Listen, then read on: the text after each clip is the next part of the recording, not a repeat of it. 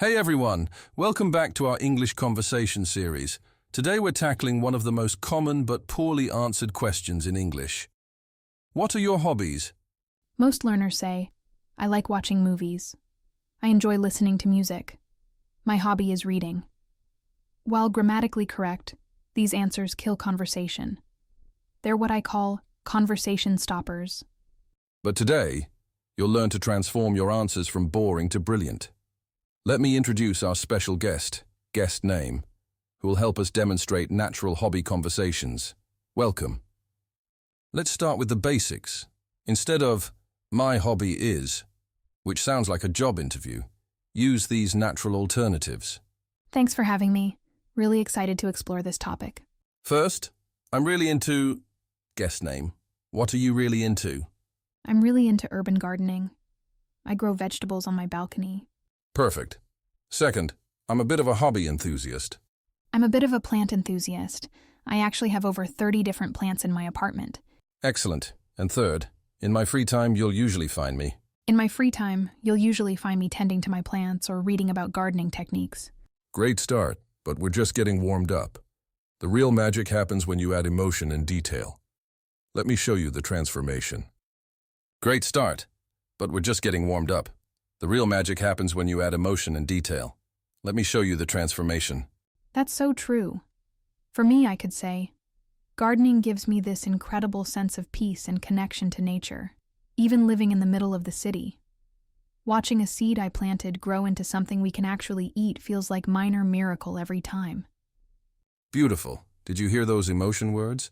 Therapeutic, magical, sense of peace, connection, miracle. This is what makes your description come alive. Now let's practice with another hobby. Guest name. If someone says, I like traveling, how could we help them upgrade that answer?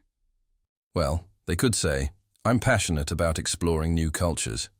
There's nothing quite like the thrill of arriving in a completely unfamiliar place and discovering hidden gems that aren't in any guidebook. Perfect. Notice how we've moved from the activity itself to the experience and emotions around it. This is key to sounding like a native speaker. First, how did you first get into that? Guest name.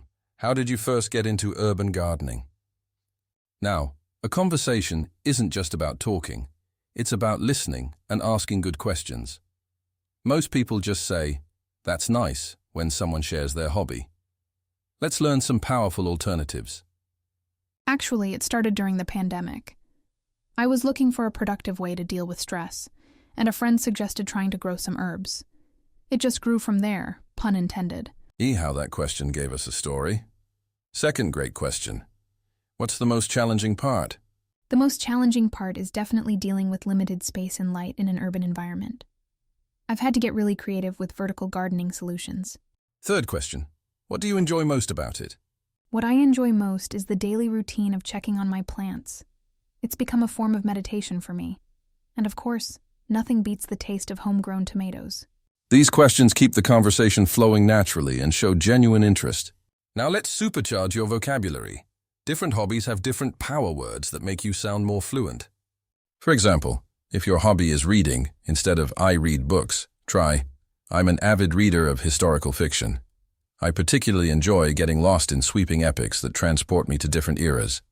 For gardening, I could say, I'm fascinated by propagation techniques. Recently, I've been experimenting with growing vegetables from kitchen scraps, and the success rate is surprisingly high. Let's try photography. Instead of I take pictures, try, I'm passionate about street photography. I love capturing candid moments that tell stories about urban life. Now let's supercharge your vocabulary. Different hobbies have different power words that make you sound more fluent.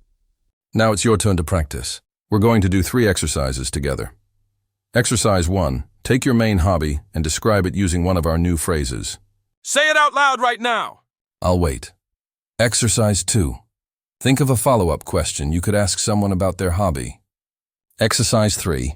Choose one power word related to your hobby and use it in a sentence. And remember, the goal isn't perfection. It's progress. Every time you use one of these new phrases, you're sounding more like a native speaker. Exactly. Let's do a quick recap of what we've covered today. Exactly. Let's do a quick recap of what we've covered today. The key is to learn the specific vocabulary for your hobbies. This shows deep knowledge and genuine passion.